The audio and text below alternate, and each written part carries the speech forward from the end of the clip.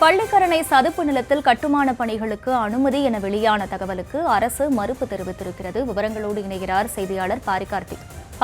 வணக்கம். அரசு தரப்பில் முன்வைக்கப்பட்டுள்ள விளக்கம் என்ன? முழு விவரம். பள்ளிக்கரணை காப்புக்காடு ராம்சார் தளத்தில் ஒரு அடுக்குமாடி கட்டிடத்திற்கு சுற்றுச்சூழல் அனுமதி கொடுத்ததாக வந்த செய்தியை மறுத்து தற்போது தமிழ்நாடு அரசு செய்தி வெளியிட்டிருக்கிறது. அந்த செய்தியில் தமிழ்நாடு வனச்சட்டம் 1882 கீழ் பள்ளிக்கரணை பகுதியில் சுமார் 698 ஹெக்டேர் பரப்பளவு பள்ளிக்கரணை சதுப்பு நில காடாக 2007ஆம் ஆண்டு அறிவிக்கப்பட்டிருக்கிறது. அதை சுட்டிக்காட்டி இந்த இடத்தில் எந்த விதமான கட்டுமானங்களுக்கும் அனுமதி அளிக்கப்படுவதில்லை. அதே போல இது வனத்துறைக்கு சொந்தமான பாதுகாக்கப்பட்ட இடம் என்றும் குறிப்பிடப்பட்டிருக்கிறது.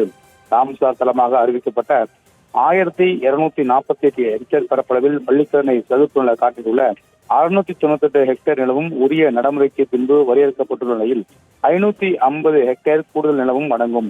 ஈரநில விதிகளின்படி பள்ளிக்கரணை சதுப்பு நில காடுகளுக்கு வெளியான உள்ள நிலப்பகுதிகளை சர்வே என்பதுடன் கண்டறிந்து அதை யாரும் விற்கவோ வாங்கவோ அதே போல அதை யாரும் அபகரிக்கவோ முடியாது என்றும் தற்போது அந்த செய்திகள் குறிப்பிடப்பட்டிருக்கிறது.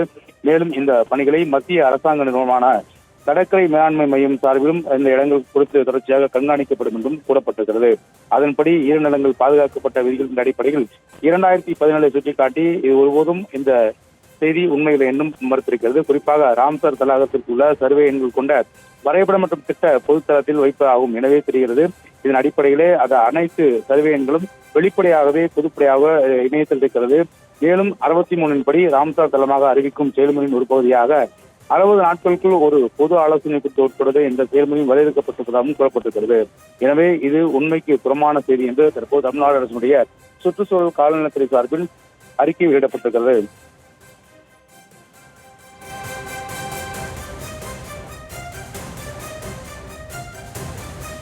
விவரங்களுக்கு நன்றி பாரிகார்த்திக்.